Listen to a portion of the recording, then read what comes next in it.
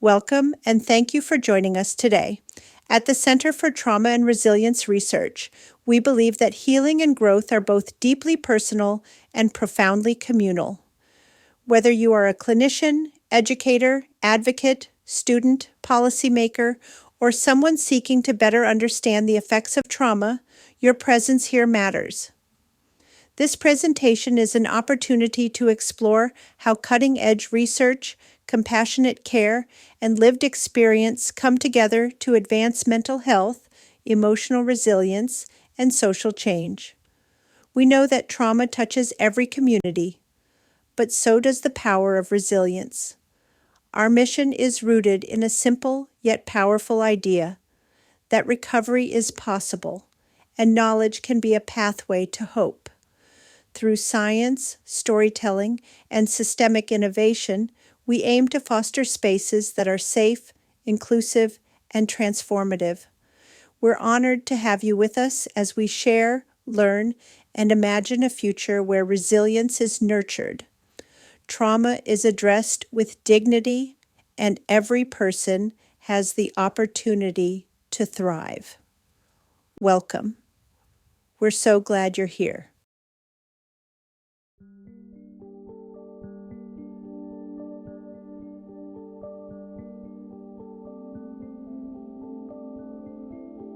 Welcome and thank you for joining today's presentation on understanding and coping with anxiety.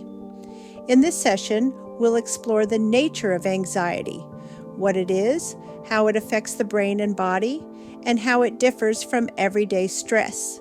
We'll look at the neurological underpinnings, including the role of the amygdala, prefrontal cortex, and hippocampus, and how these areas interact during anxious states. We'll also discuss evidence-based treatments such as cognitive behavioral therapy and pharmacological interventions like SSRIs and SNRIs. Importantly, we'll examine alternative and complementary approaches such as mindfulness, progressive muscle relaxation, and even emerging research on plant-based supplements like Echinacea EP107. Our goal is not only to deepen your understanding of anxiety from a clinical and psychological standpoint, but also to empower you or those you support with practical tools for resilience, regulation, and recovery. Let's start by answering a foundational question. What is anxiety? Anxiety is a natural human response to perceived danger or threat. It's part of our body's survival system, designed to keep us alert and ready to act. This is often referred to as the fight or flight response. In small doses, anxiety can be helpful. It can motivate us to prepare for challenges, stay focused, or avoid real danger. But when anxiety becomes chronic, overwhelming, or disproportionate to the situation, it can interfere with daily life. Symptoms may include racing thoughts, restlessness, rapid heartbeat, muscle tension, shortness of breath, or difficulty concentrating. For some, it's tied to specific fears or social situations. For others, it feels like a constant undercurrent of unease. It's important to understand that anxiety is not a character flaw or weakness. It is a complex interplay of biology, psychology, and environment, and it is treatable. In the next slides, we'll explore where anxiety comes from and how we can begin to manage it. Anxiety doesn't have just one cause. It's usually the result of a combination of biological, psychological, and environmental factors. First, genetics play a role. If you have a family history of anxiety or other mental health conditions, your chances of developing anxiety may be higher. This doesn't guarantee you'll have it, but it may increase your vulnerability. Brain chemistry is another factor.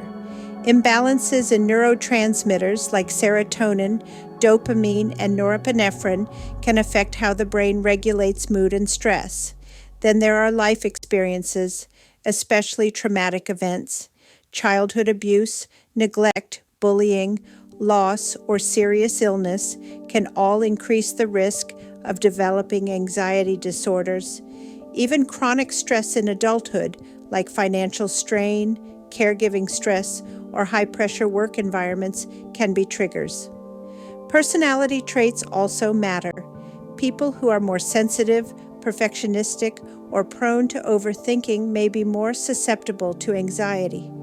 Finally, substance use, lack of sleep, poor diet, or major life transitions can all contribute to anxiety. In many cases, it's not just one factor, it's how these elements interact over time. Understanding your personal risk factors can help make sense of your symptoms and guide the healing process. The next step is learning how to manage and cope with anxiety, which we'll explore next. Coping strategies are the day-to-day tools that individuals can use to manage anxiety symptoms and regain a sense of control. These strategies don't eliminate anxiety entirely, but they can reduce its intensity, prevent escalation, and support long-term emotional resilience. Mindfulness practice helps being present through meditation or focused breathing techniques. According to the research conducted at UCLA, mindfulness exercises can actually change neural pathways. The more you do, the more benefit you get. Engage in regular workouts, such as jogging or yoga, to release stress. Exercise will also release endorphins, which is why it is important in helping you feel better. Time management and goal setting can also reduce anxiety related to feeling overwhelmed. Breaking tasks into smaller steps and creating structured routines can reduce the ambiguity that fuels anxious feelings. Cognitive restructuring, a technique from cognitive behavioral therapy, CBT, helps individuals identify and challenge distorted thoughts like catastrophizing or all-or-nothing thinking. Replacing these with more balanced thoughts reduces emotional reactivity and fosters a more realistic perspective. Social support plays a crucial role. Talking to a trusted friend, therapist, or support group member can provide both emotional relief and perspective. Isolation often intensifies anxiety, while connection offers safety and regulation. One of the most effective techniques is deep breathing, particularly diaphragmatic or belly breathing. Some call it box breathing. This activates the body's parasympathetic nervous system, helping to calm the physiological symptoms of anxiety, such as rapid heartbeat or shallow breathing, and also releases endorphins, a healthy chemical your body releases that makes you feel better. Grounding techniques, such as the 5-4-3-2-1 method, noticing 5 things you see, 4 you can touch, etc., are useful for individuals experiencing acute anxiety or panic. These help shift attention away from distressing thoughts and into the present moment. Engage in hobbies or activities that divert attention away from stressors. For example, I run a hobby shop in Bremerton, Washington that helps people with being creative, invest in themselves, and provides a distraction away from stressors. Time management and goal setting can also reduce anxiety related to feeling overwhelmed. Breaking tasks into smaller steps and creating structured routines can reduce the ambiguity that fuels anxious feelings. Importantly, coping strategies are most powerful when they are personalized. What works for one person may not work for another. It often takes trial and error to build a toolkit that feels effective and sustainable. Anxiety can show up in different ways for different people. While we all experience anxiety from time to time, some individuals develop anxiety disorders, conditions where anxiety becomes persistent, intense, and disruptive to daily functioning. Let's look at a few of the most common types. Generalized anxiety disorder, or GAD, involves excessive worry about a variety of everyday things, like work, health, or relationships, even when there's little or no cause for concern. The worry feels difficult to control and is often accompanied by restlessness, fatigue, or trouble sleeping. Panic disorder is marked by sudden, intense episodes of fear called panic attacks, which can feel like heart attacks. These episodes include physical symptoms such as rapid heartbeat, sweating, dizziness, and a fear of losing control or dying.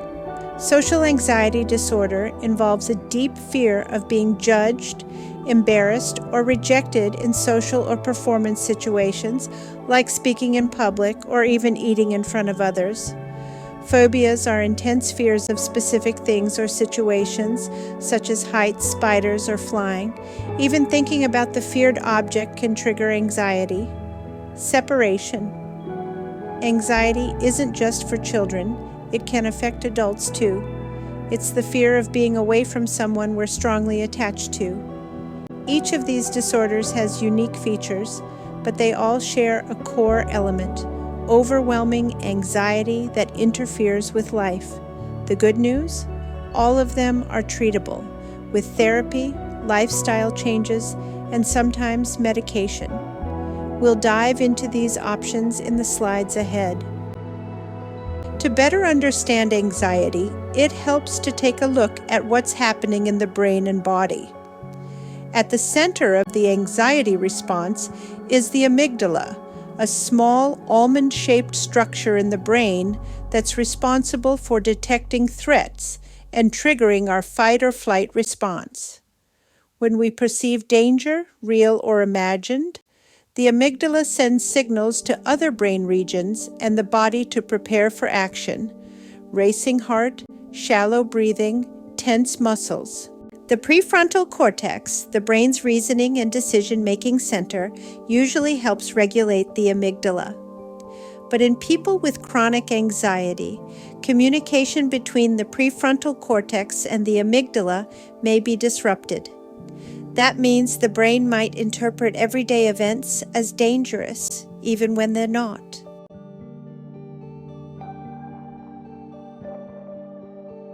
Neurotransmitters also play a key role. Chemicals like serotonin, dopamine, GABA, and norepinephrine influence how we feel and respond to stress. For example, low levels of GABA, a calming neurotransmitter, can leave the brain more vulnerable to overstimulation and worry. Functional imaging studies show that people with anxiety disorders often have hyperactive amygdalas, reduced hippocampal volume, or altered functional connectivity between the brain's fear and regulation networks. Understanding the neuroscience of anxiety isn't just academic. It helps guide effective treatments.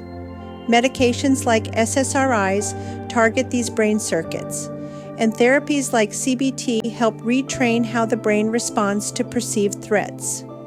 The takeaway here is this: anxiety is not a personal weakness. It's a biological and psychological condition that can be treated through evidence-based strategies. Exposure therapy, a branch of CBT, is especially helpful for phobias and panic attacks. It works by gradually and safely confronting feared situations, retraining the brain to stop perceiving them as dangerous. On the medication side, selective serotonin reuptake inhibitors, or SSRIs, like sertraline and fluoxetine, are often prescribed as first-line pharmacological treatments. They work by increasing serotonin levels in the brain and helping regulate mood and emotional reactivity. Other helpful medications include SNRIs, such as venlafaxine, and in some cases, benzodiazepines may be used short-term for acute relief, though these are prescribed with caution due to dependency risks. Beyond therapy and medication, mindfulness-based interventions, relaxation training, and psychoeducation have also shown benefits. Mindfulness helps people become more aware of their thoughts and bodily sensations without judgment, reducing the intensity of anxiety over time. And finally, it's important to know that treatment is not one size fits all. What works for one person may need to be adapted for another, and combining approaches like medication and CBT often yields the best results. The key is persistence and a personalized care plan.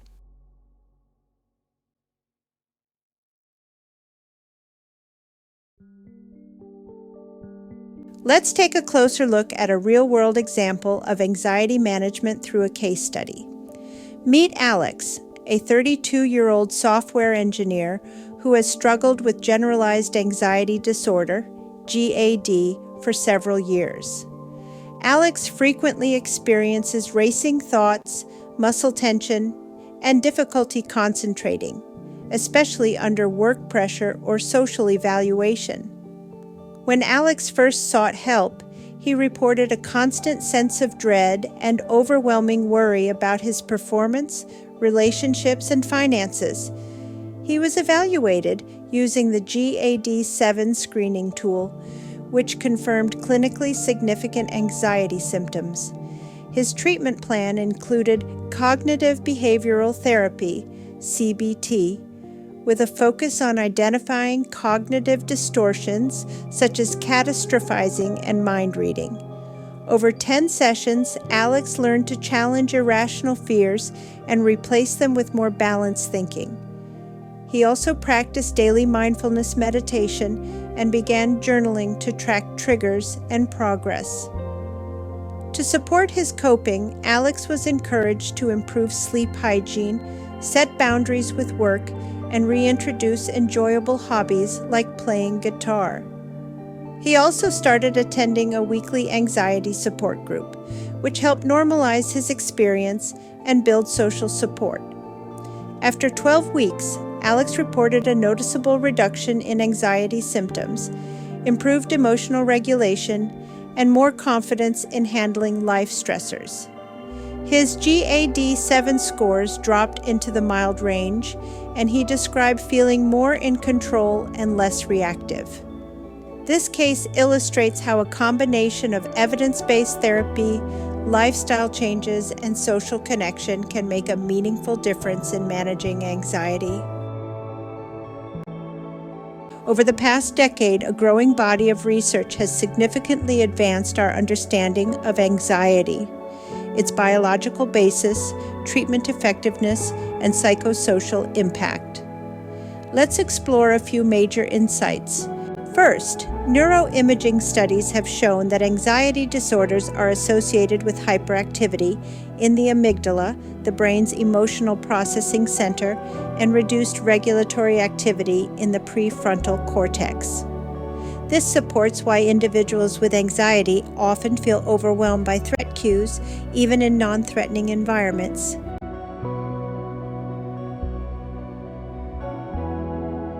Third, resilience and social support have emerged as protective factors. Longitudinal research from 9/11 responders indicates that perceived social support can reduce long-term anxiety symptoms, especially when paired with high trait resilience. Second, evidence-based treatments such as cognitive behavioral therapy, CBT, and SSRIs, SNRIs continue to demonstrate strong efficacy across generalized anxiety disorder, panic disorder, and social anxiety. According to Suhani and Simon, 2022, CBT alone shows large effect sizes, and combining it with pharmacotherapy can be even more effective for some clients. Additionally, studies on trait anxiety and brain connectivity have identified links between hippocampal insula pathways and anxiety severity, suggesting a neurological signature that may guide personalized interventions.